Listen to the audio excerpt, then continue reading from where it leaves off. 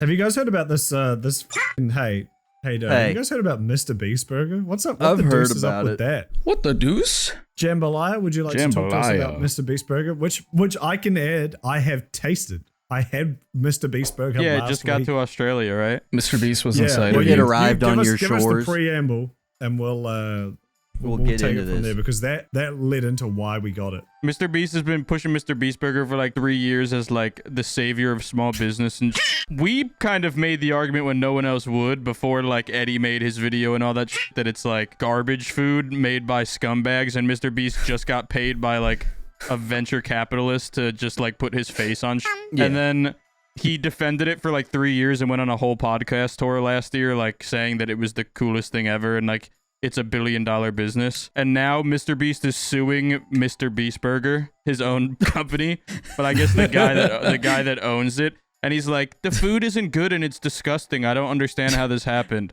It's like that meme of like the guy pointing the gun at the back of his own head, you know? Yeah. And he cited in his legal document, he cites like videos by like Eddie Burback and H3 showing like that they ordered MrBeast Burger and like it just came like raw. There was just raw chicken and and like I don't know. I just find it really funny that he's suing himself, his own company that he defended for the last 3 years and promoted and put his whole brand on, and is just like blaming it on some guy and using other YouTubers who were trying to criticize him to pass the blame on to his. He's been like, no, investor. you guys are right. He just turns around to he's like, these guys are right. He walks aroround the table and sits on their side. we should clarify though, if you don't know who MrBeast is, he's the guy from the meme, the one that's like Mr. Beast. He's that guy. Yeah, it's that guy. Yeah, he's that That's guy. him. Yeah. Yeah, but he started a burger chain. We were Famous just talking chocolate about, maker. I think you should leave. I think you should leave. We were just talking about that. Remember that one in the first season where he drives the hot dog car into the place and he drives a big hot dog costume and he's like, who did that? It's literally that. That is literally the perfect analogy right now. Exactly. He's like, who fed all these 8-year-olds raw chicken? It's literally that. He drove the Beastmobile into a We're all salmonella trying clinic. to find a guy who did this. Yeah, and it's like if you're like, well, Mr. Beast didn't cook the food and Mr. Beast didn't set up the bad business, and it's like, okay, well, did we go hunt down Osama bin Laden or the wives and children of the people who flew the plane into the Twin Towers? It's like it's the guy who put his face all over his fault because he fucking propagated it. Maybe you know what? Maybe Obama was right. Yeah, maybe actually, you know what? Obama, congrats on nuking that wedding. That was pretty epic. Yeah, good job. Turns out it was an ISIS wedding. Did you ever think about that? It was a wedding. It was undercover. They don't cut for the 9/11 cake; they too. cut someone's head off. Yeah, they cut the cake with a sword. No, it is a cake, like, but it's in the shape of a person's fucking neck. What if it was like ISIS Game of Thrones? They were like wedding the two ISIS houses together so they could form an ISIS alliance. ISIS 2. Finally, They have ISIS the red wedding, 2. but it's ISIS. Obama, like one of Obama's generals is there, and they realize they pull his shirt up and he's got chainmail on, and they're like, no, and they look up and a drone strikes them. Drone. So Barack sends his regards. Famous for defending you from the intercontinental ballistic missiles. They can't defend against anything. What if ISIS had like Reddit 50/50s where it's like, is this cake or is this a guy? And they set up like the whole recording studio and have a bunch of guys screaming and shooting AKs in the background, and like the new recruit has to either cut a guy in half or hope that it's cake so he doesn't scar himself for life. He has a XC chainsaw. reacts to it and he's like, it was a guy. I got it wrong. Yeah. No, XQC's chair reacts to it. Millions of channel XQC points are lost in the vote.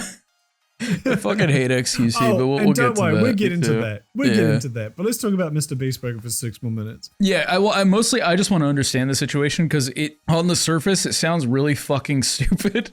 So I just want to know. I've got a surprise. No, I'm sure it is, but I just want to know, just so I have this correct. I got some news. So for MrBeast, MrBeast, is, if you don't know, Jimmy. he's the guy who played fucking the taxi cab driver and He played the turtle in Over the Hedge. Yeah. He played the bag of Doritos. So just so I understand this correctly, Mr. Beast is completely letting go of any responsibility and saying, "Why did you guys fuck me like this?" That is what's happening. He's assuming zero responsibility. It's not even. It's kind of worse than that because it's not even like they were under any like legal trouble. He basically just saw that Mr. Beast Burger sucked really hard, and instead of like making the effort to fix it or like turn it into a legitimate business and like leave the venture capitalists behind and shit like that and pivot, he instead took the easiest way out, which was to just throw all the blame on the investors and then sue them, which will get him his investment back most likely, and then also protect him from any like class action lawsuit shit in the future. You know what's funny? Like I feel like this is okay, for example, you boys remember when Taco Bell had that whole thing where it was like, it's not all beef, there's some other shit in there, it's not all beef, and they had that kill people. Horse meat. It was their fucking it was their green onions. They had a fucking E. coli in it. That's crazy. But like, how many here's the thing: chain restaurants have an E. coli outbreak? With that happening, they should fucking have girl outbreak. Yeah. Okay. But with that happening, fucking Jim T. Bell didn't come out and say like, I'm suing Taco Bell because there's fucking E. coli in this shit. No, they fucking they did something about it. You know, like that's business 101. When you have some shit happening, you do something about it. You know, you don't just sue your own company. It's a little. It is a little bit different because I think the Taco Bell brand is a bit. That's a good point. It's tied to his YouTube channel. That is a good point. I wash my hands up, of it this. could be negative for the rest of his business. It's not like he had Taco Bell reacts on YouTube and he was worried that it was gonna fucking for the taco going into his mouth. In reality, I just don't think people who aren't interested in starting businesses should start businesses. This whole 20-year trend of rich people just getting to put their face on stuff, even if it's Bryan Cranston and fucking and Joey or whatever, fucking Joey Paulson, Joey Blumen. Even if it's them and their tequila and they go and show, hey, we love Mexicans, we're cutting down corn with them to put in our tequila. I'm sure they're great. Bryan Cranston's sick. I love him to death. But like, he doesn't give a fuck about tequila, and even if he does, that wasn't his idea, and he just kicked in 20%, and he gets like, Jesse, stop, Jesse, I hate it. We have to cut corn.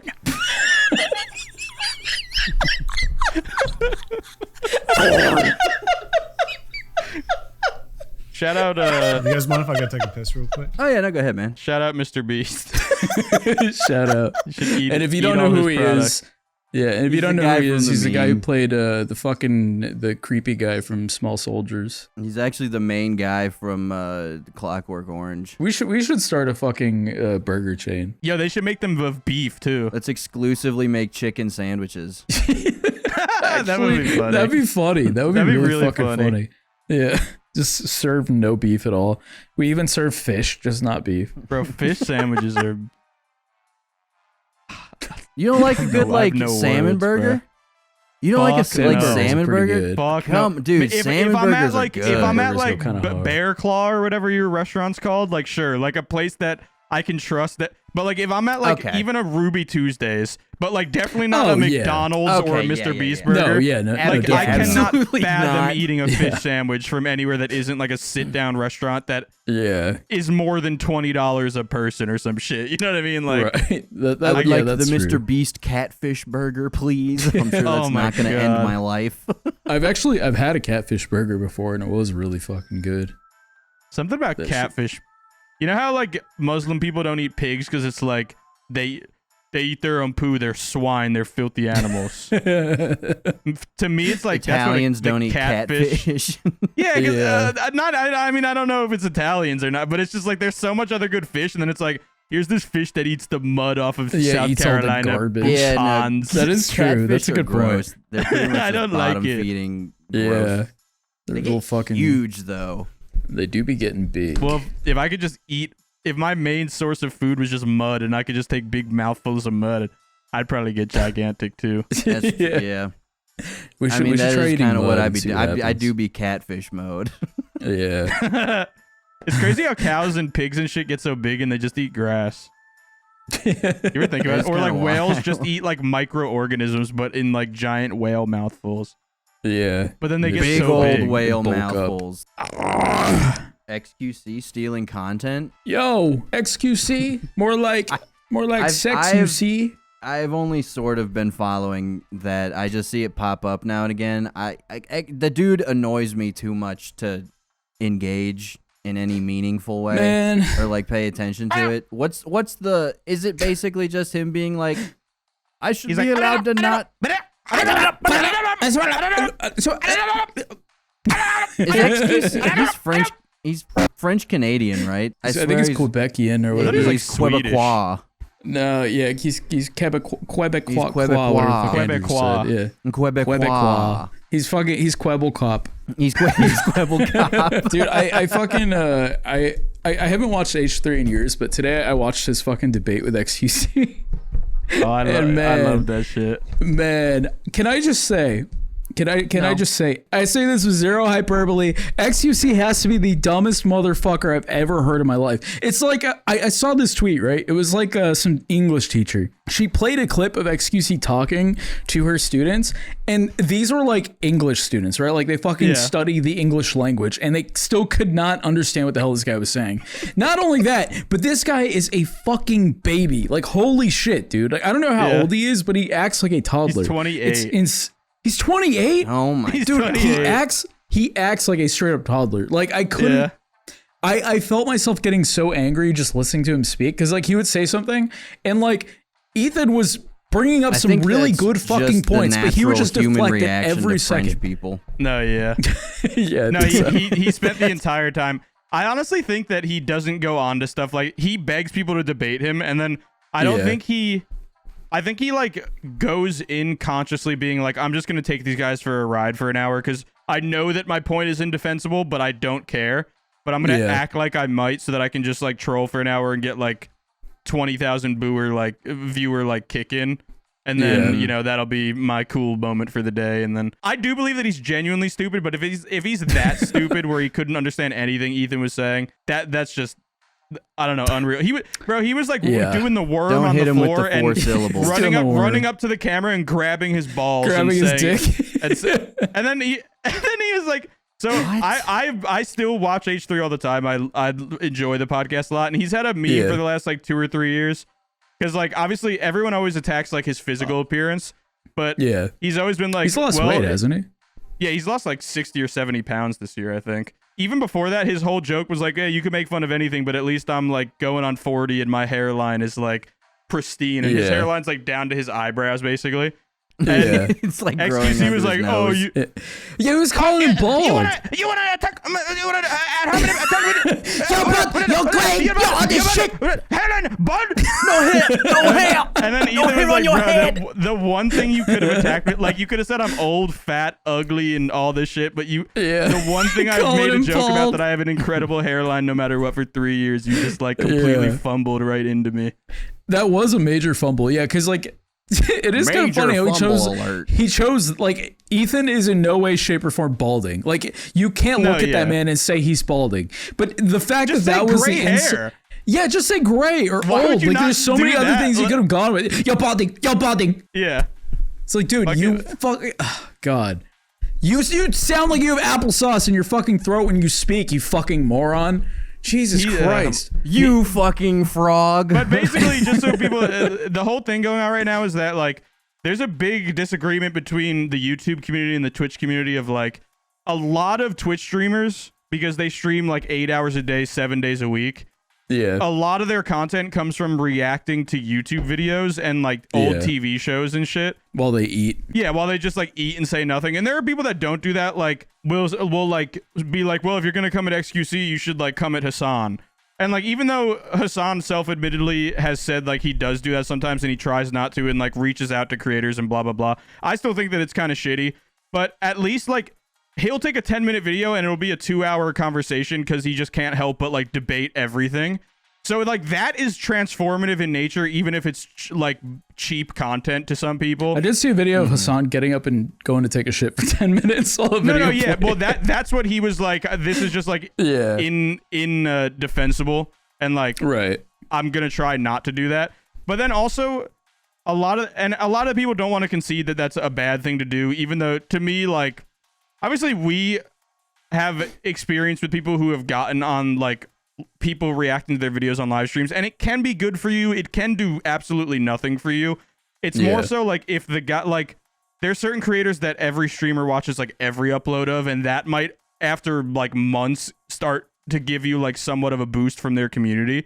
But like the big thing that like and that's been an argument for a long time, the last like couple years, if it's right to just like react to people's content, and it might steal views from their own channel. But recently XQC started uploading videos to his main YouTube channel of him reacting to YouTube videos, and there you can go on them, and there's like 2 to 3 minute chunks where he doesn't speak. So it's like he's literally just re-uploading with a face cam someone else's, like, and they're always like video essays that someone spent whatever a month on with 6 editors or some shit. Yeah. Even if it's not that, but like, and then he'll argue, well, like, I'm there and people really like my chair, and whatever like stupid jokes he'll do. And that's kind of the big criticism is like, all right, now you're re-uploading their YouTube videos. Well, he's re-uploading someone's video onto the same platform that they're like now competing on, and he'll even take their thumbnails and then just edit a PNG of him over their thumbnail. And obviously we all know, like, we spend hours on or days on thumbnails. Like, that's the norm on YouTube at this point. People, I mean, me and Doplex know most YouTubers pay their thumbnail artists more than editors. Yeah. Like that. So it's just, that's what everybody's mad about right now. And a lot of the streamers are just like, well, no, it's not bad because we have so many viewers. It's probably good for them. And now a lot of people are coming out. Like Vince Vintage was hit up Ethan, or they like mutually follow each other, and like told Ethan, like, this has been bad for my channel. It killed the CPM on my video, and like I want to ask him to take his video of reacting to my stuff down and not react to my channel on stream anymore. But like, if his audience comes for me, like, I'm fucked. Like, it'll ruin my career because I just don't have a presence like that on Twitter and like Twitch and shit like that. So when, you know, we've had Vince on the show and shit, and it's just like, that is a real concern of just like, especially with Twitch communities, it's like a nightmare if they come after you. Yeah. So we just have to let his like content get like molested against his will by Twitch streamers. Yeah, I did like that Ethan actually brought like stats showing like the actual fucking analytics and the graphs dipping when XQC uploads his video. Cause I mean, like, it's one thing if I feel like it's less worse. I shouldn't say that, because it's like, if you upload a video of you reacting to some sizable creator, obviously they still get views and they still get money, which is fine. But I mean, you reacting to it and providing literally zero content, don't do that. It's pointless. Honestly, I feel like a happy medium, and this is just me selfishly saying it, is if you react to videos from like smaller creators who already don't get many views, that could be considered amplification. But if you're just doing it to these already like established creators, like if somebody like Kudos, for example, right? Kudos is pretty established on YouTube. If somebody were to fucking watch one of his videos and just re-upload it, that's, you know, he's at that perfect size where that would impact him negatively. You know what I mean? Yeah. Because like his videos are actively being circulated, so that could impact beyond his impact, fucking rent money, for example. It's just like a fucked up, like, it's a fucked up thing to do that shouldn't like be set as a precedent of just like, right, well, we do this. It's you know, it's just a community thing. You know, with Twitch is just like that, I guess. You know, whatever. Like, even for small people though, like, that amplification isn't necessarily always worth it. Like, we know I've collabed with H3, and not that I wanted anything from it, but it got nothing for me. You know, like, and that's directly collaborating with them. And he shouted me out twice on Twitter, and it got me a decent boost, but a few thousand or something. And that was like at like frenemies time. Like, that was like peak H3 as far as like viewership went. And like, I think it'd probably be even worse than if someone just watches like one of your YouTube videos on their stream, and it's like you have a 50% chance of the video tanking because 60,000 people just watched it live, and if they see it recommended to them on their YouTube page, why would just think about like you just watched it live and then you're going to like decompress and eat dinner and you see the same video but without, you know, XQC or whoever. Yeah. You're not going to watch it. There's no chance you're going to fucking watch it again. Yeah, why would you watch it twice? So you just fucked up the click-through rate and you're also confirming that you're not going to go actually watch it from the source. So it's like it's either that's going to happen or you're going to get like a 5,000 pity subscribe boost from people that are like, oh, I saw you and like I saw you only had a few subscribers and like it's so crazy you were on XQC stream, yo, like what the and then those people are never gonna watch your videos again. And if you upload a community post that's like, hey, I broke my leg, I can't make a video this week, they're gonna be like, LOL, Pog, kill yourself. I didn't care anyway. I was here for the XQC raid. Yeah. Have we talked about on Beef before how like special of a breed YouTube community post commenters are? Because they're all the meanest motherfuckers they do be on really the mean. site. They're so mean. Yeah. It's so weird. It's specifically community posts where you'll see the most out of pocket, just like anytime Kudos posts like, hey, come to, you know, my Patreon for early. There's always a couple people at the bottom just like, no. Yeah, I can't wait to see this video next week. I will not. And it's like, it comes out in every time it's a 2-day difference. Who cares? Why did you feel the need to announce like, no, I will not buy your Patreon, sir? It somehow only attracts them. There's never like a nice person, or maybe there's a two. Funny. The ratio is crazy. Yeah, but back to the fucking React streamers. Like the equivalent, I feel like the perfect equivalency is if your entire content model, your fucking brand, whatever you want to call it, is reacting to other people's content. That is directly it's the same thing as people who make AI art. Like, it is the same fucking thing. It's like, you have zero talent. Epic. You are not interesting. You're not funny. You're not really great to look at either. So you're just sitting there in your stupid fucking dumbass little chair. Fuck you, XQC, slapping, you're ugly. Yeah, slapping fucking disgusting little ass rips into your chair while you're watching other people's shit. So it's like, you are creating, you're synthetically creating a reason for people to come to you when you have absolutely zero talent. You are void of talent. Yeah, it's the same as people who make fucking AI art on Twitter. Like, oh, look at this cool thing I made. You didn't make that. You used a fucking website. It literally directly references other people's shit. I had to type into it 4 times to get the right one. I had to type fucking gay cowboy pissing shit out of his ass. Properly type out the thing for me to get the right aesthetics. Dude, it literally takes 20 minutes. I don't think you understand how valuable my time is. And I also have to pay for Midjourney, so But also I want to say I'm not fully on this because there's also this like fucking annoying fuck on Twitter, Dark Viper AU, who like he's been on a mission for 2 years. I remember that name. He's like he was the guy who wrote. I wrote 14 pages, and he wrote like a whole study during COVID on how React streamers are like bad or something. And he like personally attacks all of them and like wants their lives ruined and shit. Wait, was he the guy that far. There's some symbiosis here, but the way that XQC does it, and especially re-uploading that shit to YouTube, it crosses like an ethical boundary like beyond repair. Like that is super fucking from people who would love any kind of fucking trickle of fucking clout onto their YouTube channels.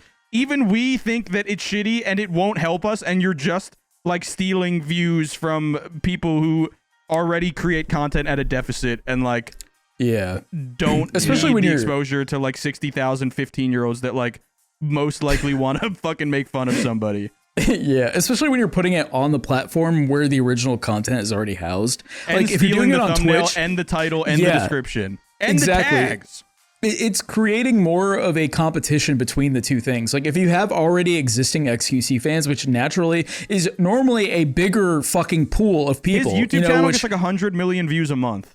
Right, exactly. Are you serious? Fucking exactly. So it's like, not only are you you watched it on YouTube Live, but now you're clipping that VOD and putting it on YouTube where the original source material is already housed. People can go watch it. Now you're directly fucking siphoning views from that because you're putting it, like, it's less, like, if people like you, they will watch your reaction. You know what I mean? It's just like, it's a no-brainer why this is fucking wrong. Like, I don't understand how XQC can deflect this and say, like, I'm not doing anything wrong. You are directly doing something wrong. These people put so much fucking effort into their videos. Imagine he wasn't live to 60,000 people while he was doing it, and instead he just turned on OBS, started a video, and talked once every 3 minutes through a 20-minute video essay, stole the thumbnail, the tags, and the description, and the title, put a PNG of him on the thumbnail, and then uploaded it to a YouTube channel with 100 million monthly views. The only difference in this is he doesn't react to it live. This is just him personally recording himself. Right. In reality, as a viewer on YouTube, there is no difference. So it's literally, but imagine what that is. That's fucking like the guys that iDubbbz and H3 used to make fun of in like 2015. I was just gonna say them. That. We did this a decade ago. Those were like the original villains on YouTube. Like SoFlo Antonio and shit. Like these people were ousted from the internet because nobody liked them because and it's XQC's doing the same thing where it's like, no, I recognize this is kind of shitty, but I don't care. You can't do anything. I'm on Kick and I'm the biggest streamer in the world. And I'm a multimillionaire. I mean, it'd be like if you watched like all of Stranger Things and then uploaded it to Netflix. That wouldn't fly.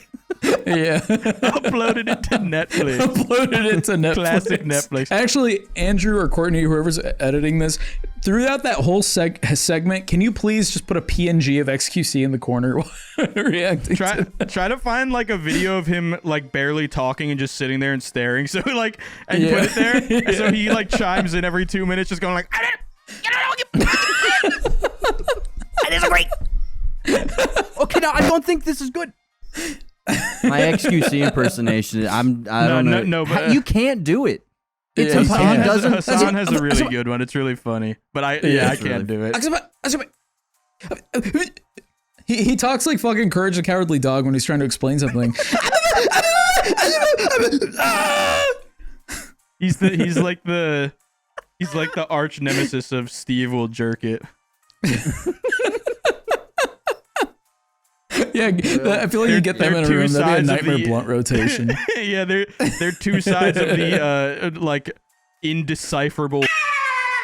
Yeah, trying to speak English. Yeah. Here, let's do this. James, you're XQC. Andrew, you're fucking Steve. Will do it. The dog jacker offer, and we're hosting a debate. All right. Okay. What's the debate about?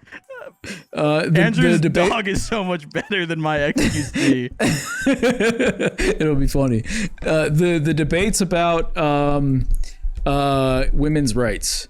To the floor, we have XQC and Steve Will do it. I thought I was allowed to go right now. No, that's okay. That's fine. You get one.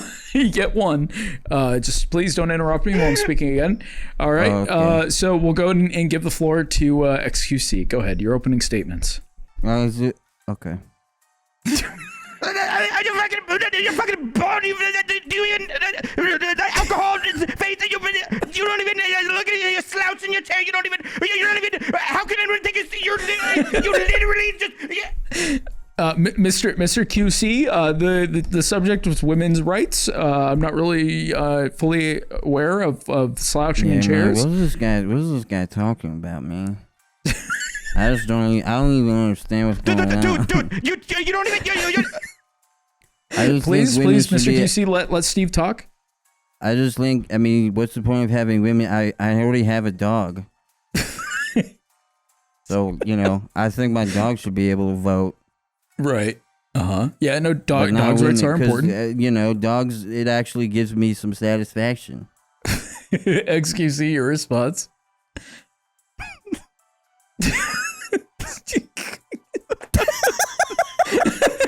What a good bit. I've never heard him like actually form a sentence, so I don't. All I have is like the information of what he sounds like, not like what. You know what I mean? Like you kind of just have to like flutter through it. There's a whole layer of like context missing because I don't know how his brain actually works because it's like indecipherable. Yeah, we got a lot more into Steve's psyche. I feel like there's an advantage there because I have a lot to pull from. Yeah. So I went to a castle yesterday. Do you guys want to hear about it? Whoa! Yo!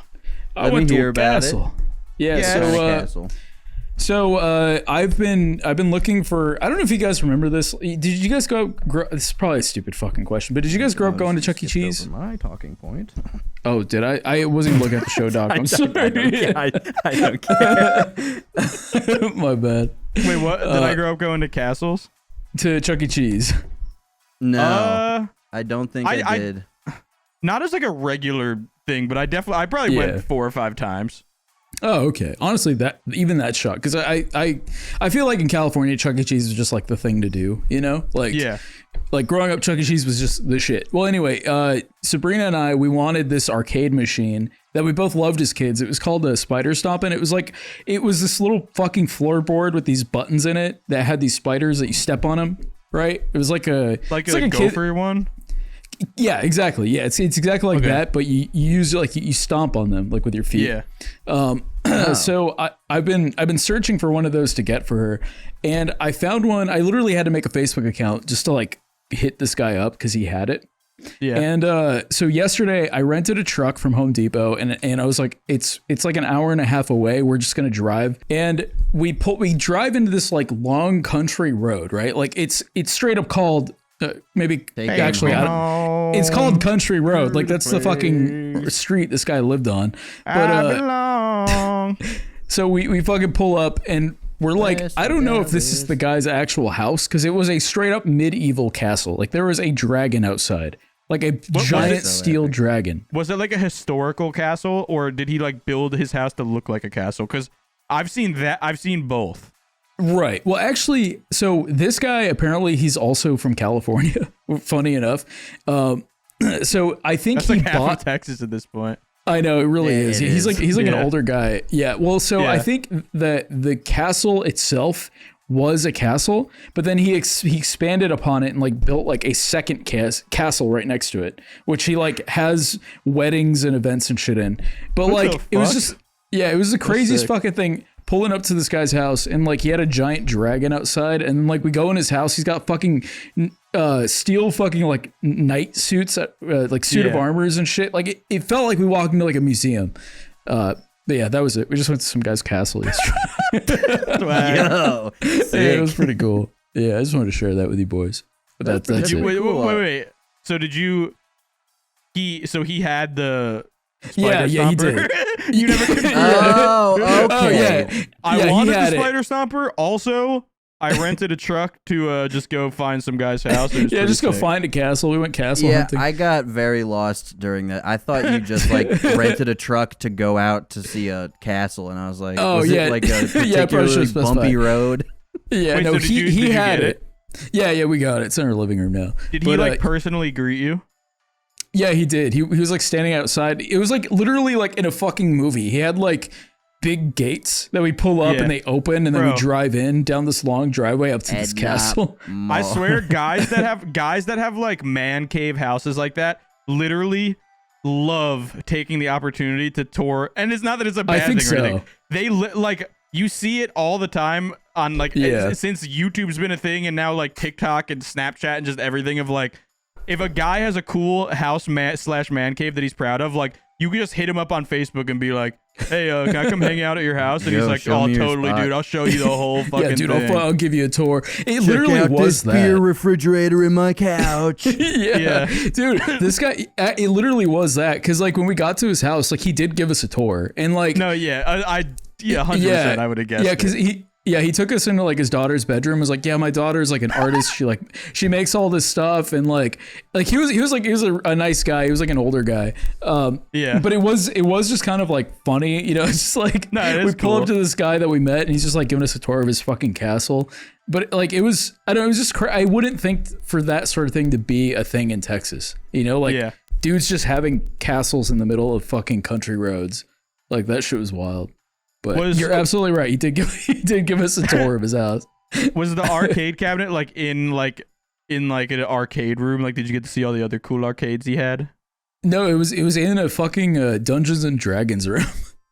Yo, what like the fuck? He straight up had it was like his son's fucking D&D room. Like it was a long table, and like the whole thing was like so cool. Themed like around D&D. He had like fucking shit, like hundreds of thousands of minifigures. Like this room was fucking insane. Mini Like it what? was straight up just a D&D room. Like it was crazy.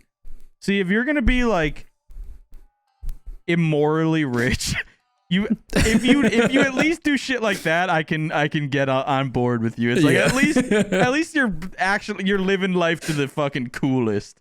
Yeah, exactly. You got a D&D room. You're not trying and to shit get people to like you on Twitter.com. Yeah, like that's pretty sick. It is kind of funny though, because even though like his house was really cool, I was still kind of like freaked out. You know, like anytime you go to meet anyone to buy anything online, it's like you still have that little germ in the back of your brain that like, oh, this guy's gonna fucking rape me and kill me. You know what I mean? Dude, I went to go. I sold bikes on, like, whatever OfferUp or some shit like a couple years ago, and I remember I brought them. I like dropped them off. They were like, "Yo, we'll give you like a decent amount of more money to like drive them to us and like drop them off, so we don't have to pick them up." I was like, "Okay," and then they like met me at the front of their driveway, and then were like, "Yeah, if you could just roll these back into our backyard," and I was like, "Oh, you can't." That's sketchy as fuck. And he's like, "Oh, my legs hurt, and she has carpal tunnel." They were sort of old. Yeah. So I like had a bike in both hands and was like walking them, and they were like behind. One was in front of me, one was behind me, and they were like walking me into their backyard. They're like, "Oh yeah, you could just put them over there," and like I had to walk all the way around their house into their backyard. And then when I did it, I turned around like fully ready for it to be like the Resident Evil 7 family, and they would just like digest me. Welcome to the family, coming at you son. with like a big rake. yeah, exactly. But then they gave me like even more extra money, and were like, "Oh, thank you so much, that was so nice." But it's those things where it's like, it's literally just a weird. It's just like a weird, very like you'll forget it in a day moment of just like social faux pas to just tell them no, like you take these into your backyard. Yeah. But it's like 95% of people, when you're already that deep into a social situation, will agree to like do something like that. And it's like there's only a 1% chance that you'll get nuked for it. But it's just like, if you do, it's like the stupidest decision. It's like, oh, I really just agreed to like go into this person's backyard and with 2 bikes and have them follow me into their house. Yeah. It's like I could have just not do it. I could have actually just got money and left instead of getting killed today. Yeah. Yeah, it's like that video of like that white kid who like gets in a car and he's like I think he's like, I don't know if he's buying I think he's buying weed or something. And the guy's like, "All right, here's what's gonna happen. You're gonna leave the money and get out of the car." And then the white kid's like, "Okay, yep, all right, you got it, yep, sure." Like I feel like that's the situation you're always expecting. Either that or you get turned into a fucking purse, you know. Yeah, it's one of the two. Which honestly, I'm shocked that you followed through with that and you did wheel the bikes back there, but B, I'm shocked that it didn't go south and it was actually just a genuine fucking carpal tunnel, my leg hurt type B. Carpal tunnel, my leg hurt. Bro, fucking old people can get away with anything. That is true. All you need is an old person, and your success rate of like any scheme you're trying to do goes up like 100%, because no one wants to be mean to an old person. And you can never doubt how much help they need. Especially if you manage to find like one of the rare, like really cool boomers, you know, like someone who's not going to drop a racial slur on accident. Just like a really friendly boomer who's just, you know, they probably did like LCD. What's the fucking... They probably did OCD. They probably did LGBT. LSD there. They did LGBT. they did fucking I'm NBC fucking zooted too. Right now, bro. If you can get someone like that, then you can definitely get away with anything, because no one wants to be mean to like a nice old person because they're so rare. Yeah. I feel like all great bank heists should have been done with a fucking old man sidekick or an old lady sidekick. Isn't there that famous story of like old men robbing a bank? Is like based on a true story. They made a movie about it and shit. Yeah, I swear Michael Caine was in it. Ocean's 11. Ocean's 89. Ocean's 65 plus AAA card. Ocean's AARP. XXXQC. Reacts. XQC reacts to Ocean's 11. Uploaded to Hulu. Oh, real quick, I don't want to make this a big talking point because I realize it's mad boring. I just kind of want to say this to you guys. I've been watching a reality TV show called Alone recently. I don't know if any of you have gotten into that. Alone. No. I thought it was going to be a little more produced than it is. But basically, they're sending people out into the wilderness. The first 2 seasons were on Vancouver Island. This most recent one's in Patagonia, down in fucking Argentina or whatever the fuck. And they're all in different locations, miles from each other, so they can't ever, like, meet with another contestant. And it's basically the last one staying there wins $500,000, and they have to survive by themselves, and they only get you get to pick 10 things from a list of 40. Oh, right. And like some people, like, you might outstay everybody by like 30 days if you don't like guess right, because you don't know when they like give up. Well, no, it's not even that, because I think they'll always come out. Oh, that's a different show then. Yeah, no, they'll come out and whenever the person wins and they're like, you won, and then they're like, oh. Anyway, yes, I have noticed a trend with things like this where it's a reality TV show based around a contestant's willpower to like persevere. Yeah. They often get to a point where they say like, I miss my kids, man. And I've only got one shot at being a dad. And, I know they're missing. No, they're not. No, they're not. You just don't want to say that you are done and want to go home. Just say you're done and want to go home. Because if it was me on you coming home, like, you were already gone for Dad? God damn it. El Gato. Where's the money, El Gato? Fucking money, El Gato.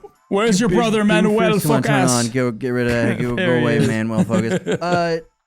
What was I saying? Oh yeah, just like if it was me, I'd be like, you were already out there for 2 weeks. Like, just go the extra day. Like, I think the most recent guy was out there for a little over 2 months by himself. God damn. And they have to film everything. Like, they have a giant Pelican case of filming equipment. Yeah. That they have to do film it themselves. They have to film the entire thing themselves. That's it is stupid. themselves. What the fuck? Well, that's what I was thinking, because at first I was like, well, there's gonna be a camera team out there with them. Like, how actually survival based is this? Yeah, that's what every survival show is. But like, I like the fact that they just send them out with their own camera gear. It's so much better. What if they die? That's part of the fun. No, it is. Yes, it when is. They find the body. That is absolutely fun. And like shitty cinematography and everything. Yeah, it's like just fucking double chin. I genuinely have not watched reality TV as good as this since like Gordon Ramsay shit. It's so much more entertaining because it doesn't feel like as fake. Like if there's a camera team out there, it's like, oh, I don't give a shit that there's a mountain lion near this guy. They have a whole team with them. Like, what's going to happen to them? Not going to help. But the fact that they're out there by themselves is so epic. Anyway, imagine my that point show. Being, oh, go ahead. No, you go ahead. I thought you were I was just talking about the show at this point. Oh, no. My point. I'm so tired. It's so annoying to see contestants on reality TV pull my kids probably miss my wife misses my kids me. are probably dead. But the greatest prize of all was my wife, and now I've realized that. So I'm gonna just say you don't want to do this anymore. You're being selfish. He gets home and his wife divorces him because like it's like you didn't. If I was a kid, I'd be like, Dad, you could have, you could have paid for all of our colleges. We could have been like fine. Dad, we I wouldn't have have 2 student suits loans. of armor and a spider stomper. We could have lived in a castle, Daddy. Yeah, I didn't know they still made shows like that. Like every once in a while, I'll see fucking that Naked and Afraid show is still going on, and I'm shocked. They should have had a Patreon where they like show all their fucking pussy and tits and the cock and ball and pussy cut. Yeah. Yeah. Isn't that how fucking Big Brother is, that show? Like I don't know if you can still do it, but I remember back in the day you could like go on their website and like access all the cameras. You know what I mean? Fuck. Do you guys remember that show, Big Brother? Oh, no, it was like a fucking like phenomenon. I never. That was like that shit was like peaking right when like Call of Duty and Halo were at its peak, and it's like, all right, am I gonna watch Big Brother at 8 o'clock tonight, or am I gonna fucking play epic Halo 3 sniping racing map with my friends? The winner is obvious. Big Brother pussy cam. If I knew they had a live pussy cam, it probably would have won a few nights at least. Tune in at pussycam.com. But Get Andrew, all the close-ups. imagine that show you just described, but because I used to watch a show that was like that basically, except there was a camera team or whatever. But I think the whole point was like the camera team was supposed to film them from like afar. I don't know, but that's not a big. It's the same exact show, but they never tell you anything else about the contestants either, and you don't know when they come in. So it's all about like I think they meet for like a day, and then you go in and you know what tools they took or something, and like a general direction of where they're going. And then it's about figuring out like, okay, how long do I have to stay before I think this guy's going to give in? So it's like someone might stay for 4 months when everyone else gave in 3 months ago. Yeah. And they can't tell them. And then they just have to decide, okay, I think I've won by this point. So then it's like a whole... Or someone will come in after a week and be like, no, there's no way anyone can do this. I got bit by like 8 fucking spiders. Yeah. And then he comes in. Is that a real thing? Is that a real thing that you're talking about? I watched that when I was in like middle school, but it was like a different reality show. I will say this. I was gonna say that sounds fucking genius. It was. I did like that show a lot. They have a for the Alone show. I think it's like weekly. They have a team come out to do like standard medical checkups or whatever, just to be like you're not dehydrated and moments away from death. I think. Well, they all have a trackers in their satellite phone. They all have a satellite phone so that you can tap at any point and have it show up the right where you are. Which is kind of wild. They tap like right when a bear's about to maul them, and they're like, "Oh, I hope they get out of here! I give up! I get it! Call back fucking Big Buoy! Get him out of here! I don't like him!" Big Buoy. It's just a real grizzly bear. Yeah, that's hungry. It's just funny watching them, like the people trying, because some people are really innovative in like the structures they're building, and then other people are like, I'm a minimalist kind of survivor. I got this like one tarp, and I'm in there. Yeah, I'm not, and they just stick it out. If you feed yourself through your ass, the nutrients are actually 10 times more potent. You never have to eat. Exactly. It's called human centipeding yourself. They got dudes eating mice. It's crazy. God, it's a cool show. It's a great show. What's this on? I kind of want to. If I had to watch my dad eat mice, Hulu. I'd be glad he came home instead of eating mice. Yeah, I don't want to watch my dad eat mice. Yeah, Daddy, please stop eating mice. Dad, eat all. I'd be all about it. Bring home the big bucks, bro. Yeah. Sorry, real quick before we get to questions, I just want to talk about this really fast. But you guys know that video that's fucking making big boobies on fucking big Twitter? The fucking Planet of the Base video, the guy recreating Maggie's house. Yeah, have you seen the new girl? Yeah, there's a new girl. The newest now. girl? There's a third girl? There's a third girl. So so genius. What he's doing that I feel like the joke is being lost on a lot of people. It's like it is. It absolutely is. Yeah, because like back in fucking like 90s house, like if you look at like a lot of the big players back then, they would always swap out like their lead singers. Like kind of doing like A/B testing. I think I saw somebody said, but he's kind of doing that bit where he'll just like get a completely different girl to do the same song. But but the funny thing is, each video is getting progressively worse. So like, this newest one is just dog shit. It's so bad. He probably did it on purpose. Yeah, I really hope it's on purpose. So fucking funny. It's such a good bit. But the first girl was goated, bruh. I know. She really went in. That original video. Energy. Yeah, that original video is like one of my favorite things ever created on the internet. So it's funny that he's going with this bit and just women are my favorite guy. Yeah, for those of you who haven't seen it, please move, man. please go check it out. It's the greatest fucking thing ever. Just search Planet of the Base. It's been so funny watching the response to the new girls too, because it's not just people being like, "Yo, she was so hot, bring her back, bro, please." Like some of it's like other artists who were like, "Bro, you're fumbling the bag. Just release the song. Like, you know we want it." And then it's like other like fucking like nihilist fucking communist fucking philosophical Twitter users who are like, you know, like it's not always about like the end goal and like the money. It's just like he's so clever and it's like beautiful what he's doing and like it's such a commitment to the art and shit. And he's just tweeting like, "Oh shit, did I fuck up?" But like also that is like in character and a joke, and then like there's just been such a diverse reaction to just like this fucking random ass meme. And like probably by the time the song comes out, because it's like it went big mode like over a week ago, and I don't think the song's meant to come out for like 2 more weeks. Yeah, it'll probably be a dead meme by then. But it probably will be. Yeah. God, it'd be impressive if he manages to bring it back. Like if he has something planned, I hope he does. Manages to like take it to even bigger heights. Yeah. Personally, like watching him, I said this. I think I told Andrew this, or I said this to both of you. But like watching him, he definitely, not to like suck dick or anything, but to me I've watched some of his other sketch shit too, and like it gives off the vibe of like someone who is like actually trained in comedy. Like I personally feel like he probably went to some kind of acting college or came up in like Groundlings or like one of those like improv scenes like in Chicago or Los Angeles. It doesn't get like to me he has kind of like his comedy is very like focused. Like there are other people just as funny as him, like on TikTok, but you can tell they're just like their friends told them they were funny, and it was like, "Yo, you should film this." This feels like to me, he feels like a very focused, like comedic, like performer already. And like I personally see like even if this doesn't work out for him, he just has the vibe of someone who's gonna like end up on like an SNL type show or a Tim Robinson show or whatever, or get like some kind of like traditional media project like within the next year. To me, like I feel like he won't be just die out on TikTok.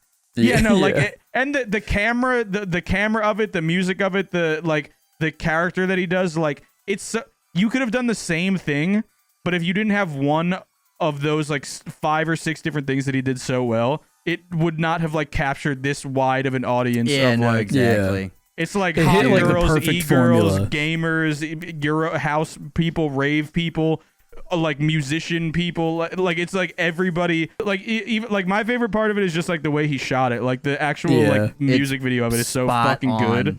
And like so one of her where it's half her face and she's singing. It's spot on. I like the top down shots. Those are really funny. All of the like worm. What do you call those? Like fisheye lens, like up from the ground at them. Like they're all. It's just like so. Like every aspect of it, like it's too pointed to just be like a guy that just popped up on TikTok to me. Like I feel like this is his big break into something bigger. Yeah, and also the added level of irony that they filmed it at the World Trade Center Memorial. I feel like that adds a nice little touch. Just like, yo, we filmed this at 9/11 down. Dude, stop the war. That first girl's facial expressions were insane. Yeah. Fucking incredible facial performance dude, from her. I love that video so much. I'll do the hamburger with your dick in your balls. Welcome to questions. Welcome to Question Boys.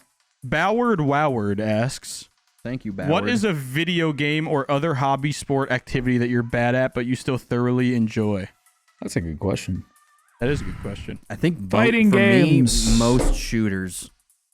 Shooters. Oh, I didn't grow up doing a lot of shooters, or especially on PC at all. You weren't called to the duty. I was not called to the duty. I'm so bad at it. Your number was blocked. That's it. I'm not good at it. I enjoy doing it. I don't enjoy being bad at things for the most part. So it's that bucket of controllers you got. There's not a lot of things that I do that I'm not good at because I don't like it. But I will say, like, random like arts and crafts, I'm like pretty fucking pathetic at. But like, there's not really any, I guess, competition to it. So it doesn't like hit that like super dented freak part of my brain. So like I'll go to like one of those like clay shops or like fucking art community class things and just like fuck around and be the worst one there, but like still have fun. Yeah. So I guess that you're making a pot. I like art. All right. Or I wish I was a potterer. Potterer. Be sick. A potterer. My cousin that would be used sick. to do. He was pretty good at it actually. He was a decent pottist. Seth Rogen. He was a pothead. Yeah, I feel like making shit with your hands is like, I don't know. There's something to that just feels so good. Yeah. You know? Like that shit's fun as hell. Yeah, for me, definitely fighting games. I like Sabrina and I, we watched Evo live all 3 days. We're really big into like fucking professional fighting games, like tournaments, like just fight, like the art, the fucking mechanics. Like I watch a lot of YouTubers who like break down, like they speak in numbers about fighting games. Like you do a back one, follow up with a forward two. You know, it's like all that shit is so cool to me. But I'm not good at fighting games. Like I'm okay, right? Like I could play some fighters, but you know, I'm also bad at Civ. How are you bad at Civ? Isn't that just like a fucking? I love Civ. Can you be bad at Civ? Is that something you could be bad at? I don't think there's a game you could be. I don't think there's a game that you could be easily more bad at than Civ. Civ is like a really high. Is it? I guess I don't know enough. You need about so much experience to get good at it. Oh, maybe I streamed it by myself recently, and I had James in there for a while, and then somebody else who really knew their Civ shit, and they would be giving me little. I learned so much that stream, and I feel like if I did it again, I would still be like, Wait, so like what, like, because I've never played Civ before. I know a very thin layer of what Civ is. So what makes it, like, what can make you bad at it? Like, just so I know, because I know nothing about it. I'm not trying to be mean, but what do you think Civ is? Yeah, actually, I should answer that. Just in case you know if you might be thinking of a different game. I could be. I very well could be. So correct me if I'm wrong, but Civ is the game where you start off as like cavemen or monkeys or whatever, and then you have to get to like them making the nuke, right? I mean, dude, close enough. Is the game. Okay. So like the point of it is like there's the monkeys, the Russian monkeys. Yeah. There's like usually seven other people like also trying to do it, and like you have limited resources, and every leader has like different perks and strategies and everything, and like there's 5 different ways to win the game, and there's just a lot of things where it's like, so the initial thing that's hard about it is just figuring out what does what, and then once you do that, it's like figuring out how to optimize things to optimize the things that do what into making it do what you want to be, and then on top of that, there's making all of those things work in union with each other to like further amplify your ability to do what is. And then on top of that, it's making sure that you're doing what better than someone else trying to do what just the same as you were trying to do what, but better. And then on top of that, it's expanding that from one city trying to do what into like, could be dozens of cities trying to all amplify into doing the same what? Yeah. And then on top of that, there's like, once you get into really highbrow like Civ, it's like there are certain like different policies, or even just becoming friends with a city state, but maybe you only want to be friendly with them and not a suzerain of them because their friend bonus is like then there's so many other little things that can amplify everything. That's like, you have a 1,000-watt battery, and then you can either plug like the red stick or the black stick onto it, and like one makes it light on fire, and then one makes it turn into like a super generator to fucking like make the whole world swag. So it's like there's like so many compounding layers. And if everyone's playing at the bottom layer, then it's it really doesn't matter because everyone's fucking like just. But the thing with Civ is that like, I'm probably a few layers above Andrew, but just because I've played it at a somewhat competitive pace with my friends for so long, whereas like Andrew played it more solo. Angle. I played it solo my whole Like I've been playing Civ for probably. When did you first start playing Civ, James? What was your first Civ? I played Civ 3 when I was a kid, but that was by myself.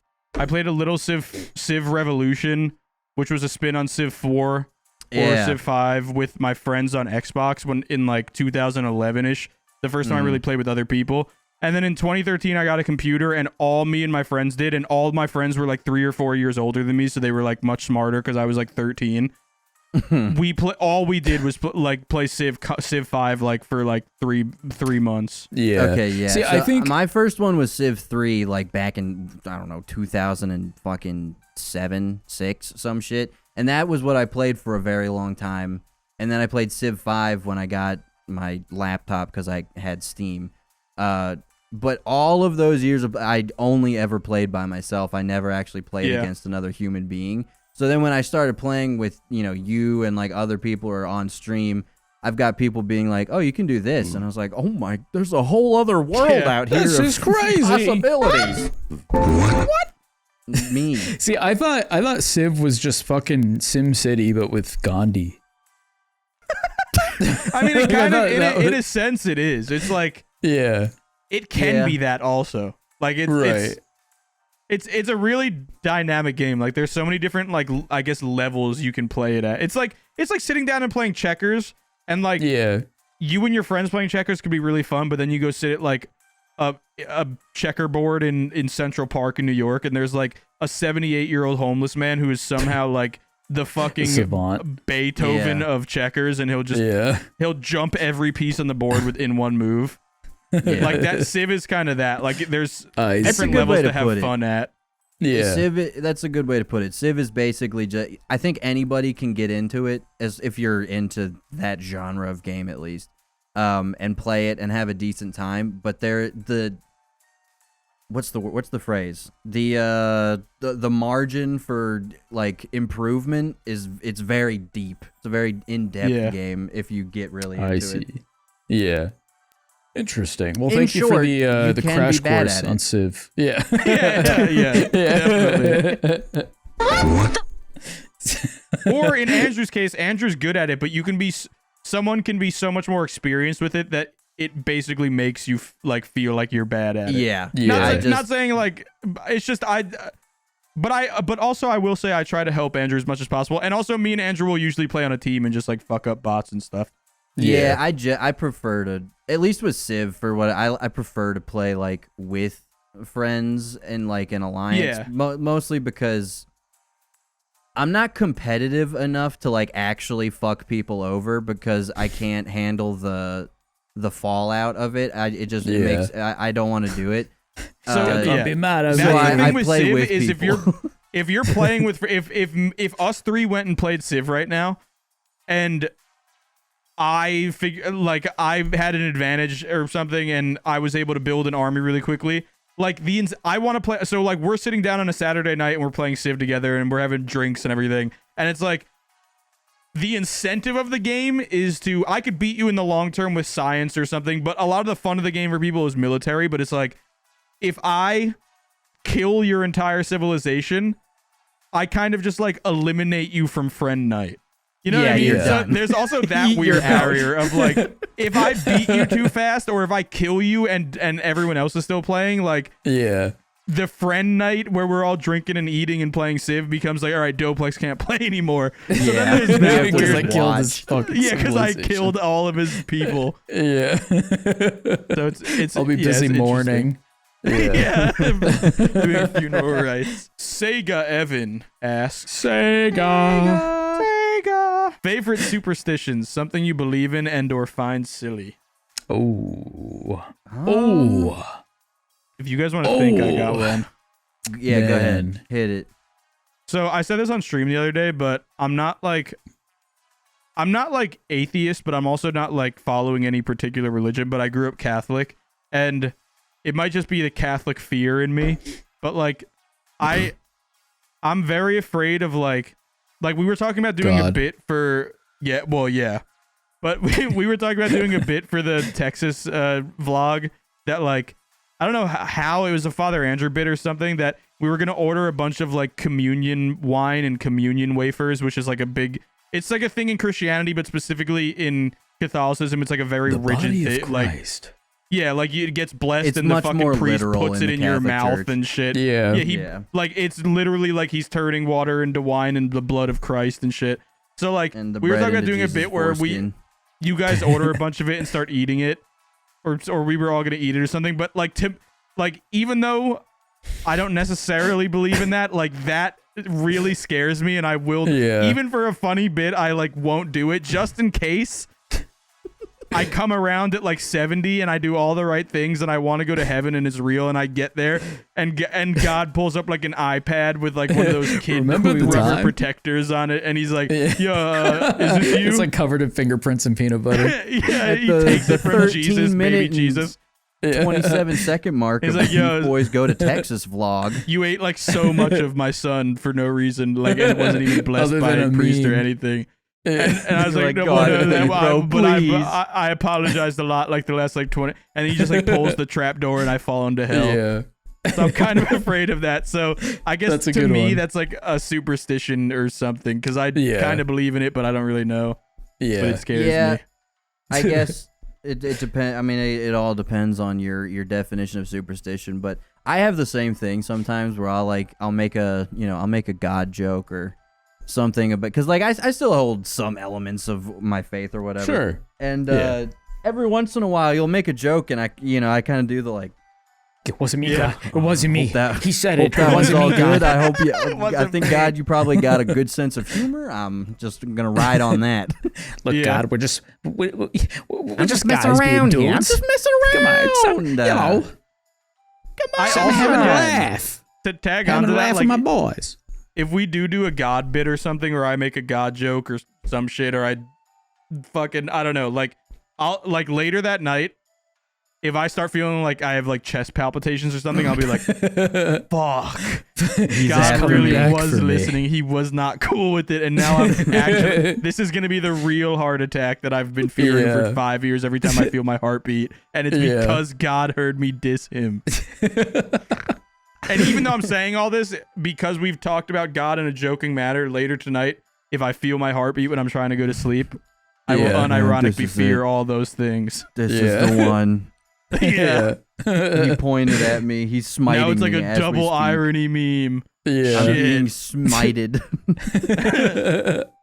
Yeah, I definitely have those types of moments, like just throughout the course of my life. You know, I've kind of always, I definitely have like, my version of faith where it's like, I feel like if I'm a good guy, if I'm a good guy, good boy, then I get, returns on that investment, which I feel like, I don't know if you want to call it karma, because I feel like karma is kind of my answer to that, where it's like, I'm definitely very superstitious of karma, where it's like, all right, if I do something bad, then I have this like intangible, unquantifiable point system of karma, where it's, I do something bad will happen to me. I do something good, then I'll have good fucking shit happen to me.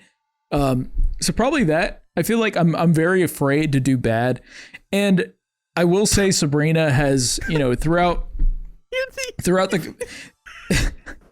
the course of our relationship, because Sabrina and I, we've been together a long time. Her and I have been together for 10 years, and since we've been together, she has turned me into a good guy, where I can't.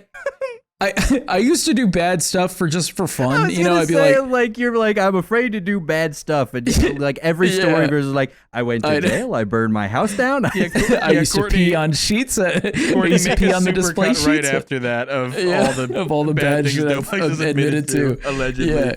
On his God rap sheet. Yeah. Well, Sabrina and I, we used to joke a lot because, like, I would jokingly say, like, "Oh man, you really fucking, you tamed me," because I used to do a lot of bad shit just for fun. You made an honest man out of me, woman. And she really did, because I mean, we've been together so long, where it's like, I always think of what she would think of me, even if it's something very minuscule. It's just like, there is a weird thing like that with relationships where, like, I don't necessarily think. I think for the most part, not saying, but I think most good couples like better each other. But I think for the most part, like, a woman is more likely to be like, I guess, brought down or like neutralized a bit by like a guy just in like a traditional relationship. But like literally guys can only be made better by having to like be a decent person so their girlfriend doesn't think bad of them. There's literally almost no guy on earth, even the farthest along incel, that if they got someone who truly cared about them, it wouldn't like completely make a new human of them. Yeah. It's true, and I feel like I'm definitely very thankful of Sabrina in that sense. Yeah, I mean, just in general, but also I feel like she's made me into like such a good person. Like, that sounds so stupid, but like, you know, I feel like I've always been like a decent human being at the very general sense, but I used to do a lot of dumb shit. You know what I mean? So now, like with Sabrina, just fucking. Okay, fuck. I don't want to like get into this, but like the whole like iDubbbz and Anissa thing, that shit was like really pissing me off because I know what it's like to have a woman tell you, hey, like, and it's not like a fucking you're being a freak. Yeah, like it's not like giving your balls, like just giving up your balls. It's not that at all. It's like when you love a woman, it's like you want to better yourself for, you know, your own image, and not only that, but like for her as well, because it's like, you know, I don't want you to think I'm a fucking asshole, so I'm gonna be a good guy. You know what I mean? I mean, that's the whole. That is like the most important evolutionary system that we have. Is like, in an intimate relationship is just like a closer connection to like the societal like fear of like being an outcast. So like now even in your own home and even in your own thoughts and in your own interpersonal relationships, you're being held accountable because someone is so intimately involved with like you as a person. So it just gives you another layer of like being checked on certain things that in the presence of like your boys or just like being alone. Or just even feeling like, even being around people, but feeling like no one like actually cares for you like personally beyond like you're just like a funny guy that they like or something. Yeah, like feeling like you have something to actually lose in the sense of like socially in the form of like a significant other, like is a very strong evolutionary thing in our brain. That's like, dude, you got something good. You gotta fuck it up. Like, don't get out. Don't act like a become monkey. The guy that comes in books again, please. We can't go back to that. Yeah, we can't go back. It is literally that. But I mean, like, because I feel like as men, I feel like we've completely gone off the rails on what the original thing was. But I feel like as men, we are kind of just fucking monkeys, right? Not literally fucking monkeys, but we are monkeys. And I feel like for yourself. I mean, I feel like every down. Every fucking monkey brained. Every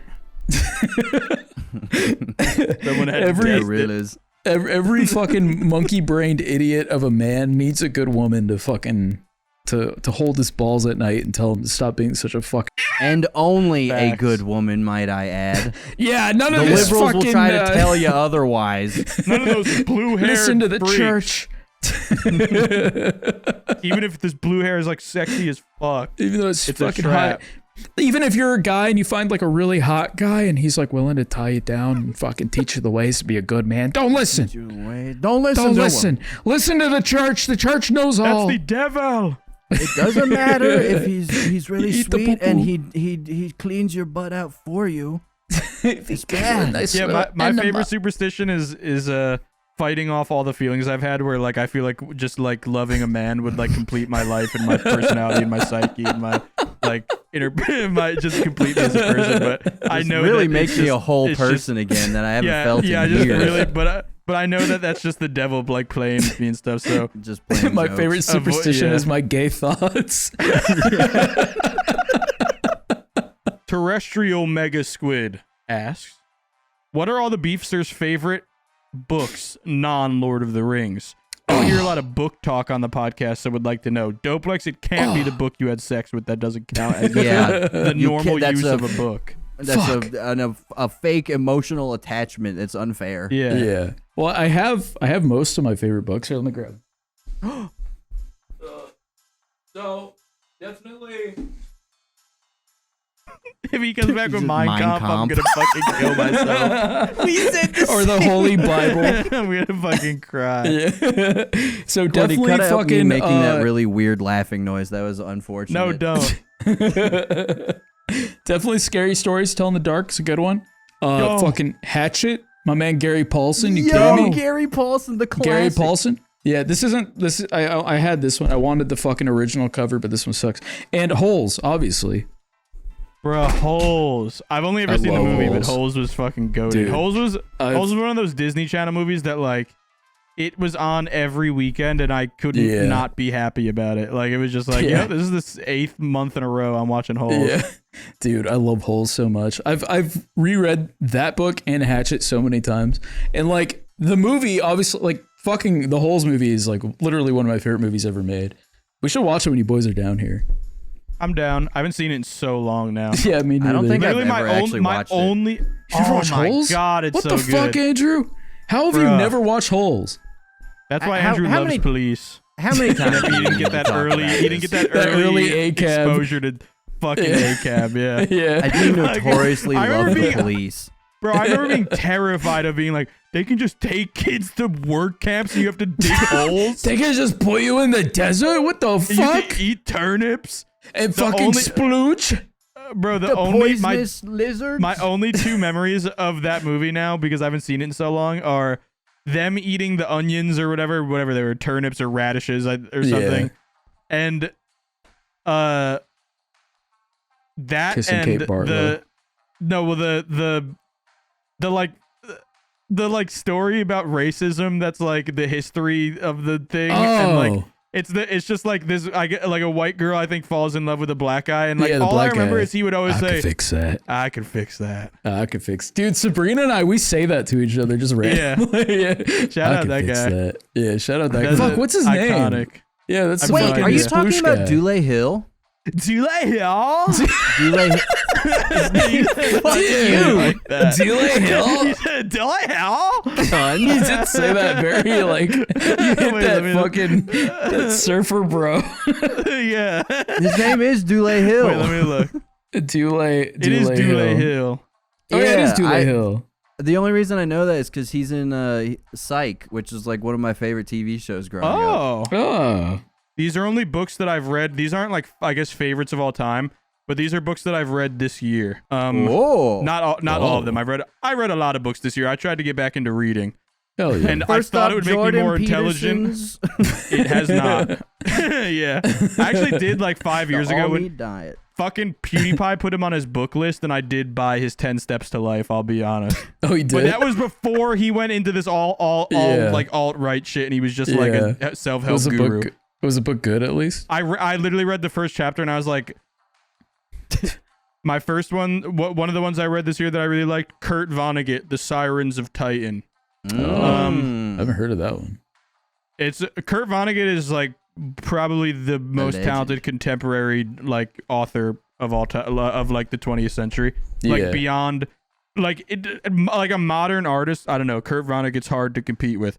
It's kind of like sci-fi and also like philosophical, like mind fucky, because that's what Kurt Vonnegut always does. Oh, that's cool. Arthur C. Clarke, Rendezvous with Rama. It's a book about if a ship, like a big alien spaceship, just like appeared in our solar system and like the human response to it, and then like also the journey out to like go see it, and it's a very like interesting twist on it, and it's not just like The Martian, or not The Martian, but like it's not just like a classic sci-fi interpretation of it. It's pretty cool. This book was the first. I read this at the end of. I thought that was a Bible for a second. No. I read this at the end of last year, and this is what made me wanted like start reading again, because it was the first book I read in a long time. But it's called Project Hail Mary by Andy Weir. It's another like. It's more like the Earth is gonna fucking die, and we just encountered aliens, and we need to see if they can save Earth, and also why are aliens here? This book was legit. I read it one night, and then I went to sleep, and I woke up the next day, and I didn't really have like anything to do, and usually I would just like play video games all day. But I straight up read this entire book in like 8 hours straight, just like laying in my bed. I remember you mentioning. That's crazy. I don't think I remember it being this book. You just mentioned that you had a day where you're like, dude, I just read a book all day. No, I haven't done that since I was like a child. That's so. No, that's such a vibe. That's epic. Book is so. This is probably like my favorite science fiction book of all time. So Project Hail Mary by Andy Weir. Some of these are like things I read as a younger lad. This isn't the specific book I like, but I loved Animorphs. the Redwall books growing up. Did you guys, any of you read Sorry, Redwall? No, I laughed at Animorphs. I have not read Redwall. Redwall by Brian Jakes or Jacques. That sounds familiar. It's a Jacques it's a shit ton of different books. There's a whole bunch of them that he wrote as part of a series, but it's high fantasy, so it's exclusively animals that talk to each other, and they're also like weirdly gruesome at times, like in-depth description of people, you know, dying. Like I remember this one, I think it was the other book I have, Marl Fox. This one dude who runs this camp of bandits or whatever, someone betrays him, and there's like this blip in it of like you pass by and the guy was like tied up and they were using him as like archery practice. God, like it was kind of a brutal little fantasy story for kids, but you know, I fucked with it heavy. The other one, I hate this cover because it's not the original, and the new ones they made are dog shit. Artemis Fowl. Worst? I hate when they remake things and make it worse. Yeah. I try to only get hard covers if I can, just because like I don't know, I don't like reading soft covers, and they always fuck up the art. Well, sometimes I normally am a soft or a hardcover man. They're just harder to find and more expensive. Yeah, they are. I know. I got gypped on that fucking don't hatchet put book. Don't put something there one night. I was in your house. In your books. Anyway, Artemis Fowl. I guess this would be sci-fi technically. Yeah. Fantastic book series. It's one of the most unique, like little worlds that I got to dive into. Bro, we grew up in a goated time for young adult. Dude, honestly, we really books. did, dude. Percy Jackson, Harry Potter, Artemis Fowl, the unfortunate series of events. Ranger's Apprentice. Did any of you fuck with Ranger's Apprentice? No, but that sounds freaking epic. It was also really fucking cool. It was another like kind of medieval also like fantasy type beat. Too. What was it? Like horror themed, like Goosebumps and shit. Goosebumps, Dead Time Stories. Goosebumps Choose Your Own Adventure books were my shit in like elementary school, where you could jump around and like. But also all of Rick Riordan's other series, like the Egypt books that he did. Yeah, dude, the Egypt one was actually really fucking good. And then the Roman books that tied in with Percy Jackson, and they were their own book series. I read that one too. Those were pretty good. And then my favorite fantasy, like this is my favorite book I've ever read in general. That's a thick ass book. Name of the Wind. Book. This is like by far my favorite book I have ever. I could tell that read. book smells good. Yeah, it's got that yellow. Bro, don't you love how? Yeah, it's got the yellow paper smell. Don't you love how books smell though? Dude, I do love how books smell. Take a sniff of a book at home right now if you haven't. Oh, every book smells like this. God damn. That shit. Oh, actually, let me get an older book. I love a good book smell. Anyway, for anybody, anybody looking for a good fantasy book series, Name of the Wind. The second one is A Wise Man's Fear. Still waiting on the third one to come out. George R.R. Martin. Honestly, a real George R.R. Martin situation. This book came out in like 2007. Bruh. The first one. It was like 2007 or 2011. That's like when the last Game of Thrones one came out too. Exactly. What you smelling? It's taking forever. Yeah, what you got your nose up in, bro? I'm smelling I have the entire novelization of all the Resident Evil games because I'm a fucking nerd. These shits are pretty old, so they smell old and they smell good. Yeah, I bought like a Halo book in Alaska when we went to that. That's right, store. You did. Oh, yeah. Did you ever read that? No. But I have it. I will read it I'll read it when I'm like 45 or some shit, and I'll find it. Be like, oh, I remember Andrew. He's dead remember now. Halo. I killed him with my bare hands. Quick shout out to I read this book a couple years ago called Clockwork Boys, and I think that it's like a pair of them and it's basically like this lady wrote like basically. It's not like very D&D heavy where they're like rolling dice and talking about stats, but it very much feels like a D&D campaign transcribed into like not like a readable novel that's like not too nerdy or anything. It's like a very to me, if I was a kid, that would be if anyone has a young kid or you're like a younger viewer of ours, Clockwork Boys, I feel like is a really good, actually probably more like teenage, because there's not like sex in it, but there's like some shit like that. But like, I feel like that would be a really good introduction to like fantasy if I was like a kid now and looking for like a Harry Potter type beat. You know, when you guys come over, I'm gonna take you to this fucking store. I think you honestly, I think you fellas are gonna fucking love it. It's literally like right across the street from my house. It's a books, video games, and record store. And it's like everything is crazy cheap, but like they have straight up like a library from the 2000s. Like they have so many fucking books there. I love libraries. Yeah, dude, it's also like a good library. Yeah, and they have a lot of like video game themed books, and they have like strategy guides. Like their book selection is insane. So like when you guys come over, we're gonna fucking go there and just spend. We gotta remember all this stuff that we're saying we're gonna do. Yeah, no, we'll definitely do this because Sabrina and I, we went there like a few days ago. I almost bought the entire fucking Animorphs collection because they just had all of them there. But I was like, damn, I don't need this. I don't need all these fucking Animorphs books. I don't need the Animorphs books in my life. It was literally just funny, and this one's funny. It was literally I never even read them. Yeah. I read them like as a kid. I do not remember anything about them other than the funny ass covers, and that was the only reason why I was going to buy them, because the covers were funny. No, yeah, literally. Like I remember renting them from like my elementary school library. Yeah. Or not, but like taking them out, and then I would just like look at them and laugh at them, and then like give it back the next day or something. But I remember this girl's turning into an anteater. That's funny. Yeah, they have a weird connection in my brain because I watched like Phantom Menace at the same time that I like saw an Animorph book the first time.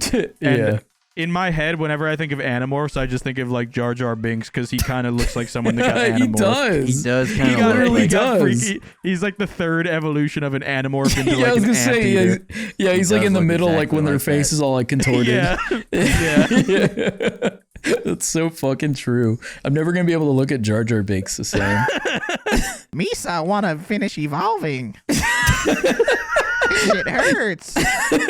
Misa want the pain to stop. Please. Misa want a bullet in the skull. Do it. Put me down. Yo, you guys remember those fucking Jar Jar Binks lollipops where you would like make out with them? I think I know what you're talking about. Put them on screen here. I want people to see this shit. I remember seeing these in the fucking movie theater and at 7-Eleven. It was when fucking episode 1 came out, and they had these fucking Jar Jar Binks lollipops. That is horrifying. I actually Is I've gotten only his tongue the lolly part? Yeah, his tongue is the lollipop, so you'd be fucking macking on him. Fuck. And I remember eating these, and the sad part is the candy was actually really fucking good. Dude, that's one of those like early 2000s things you look back on, like Dan Schneider like doing a joke on Zoe 101 where like lotion blows all over her face or something, but it's obviously you know what I mean? Like I feel like this is also, I want to watch this kid suck on Jar Jar's tongue. Suck on his tongue. Send me Twitter videos of you eating my Jar Jar lollipop. I mean, I can't think of any other reason why they would have made that other than that. I want to see these kids fucking mac on Jar Jar. These cuds. I want to watch these cuds mac on Jar Jar. Well, I remember it was really hard to eat because, like, especially when you get towards the bottom, you'd have to, like, really stick your fucking tongue in his throat. Misa like children. Incredible! Nobody can catch you. You're the real Range Racer.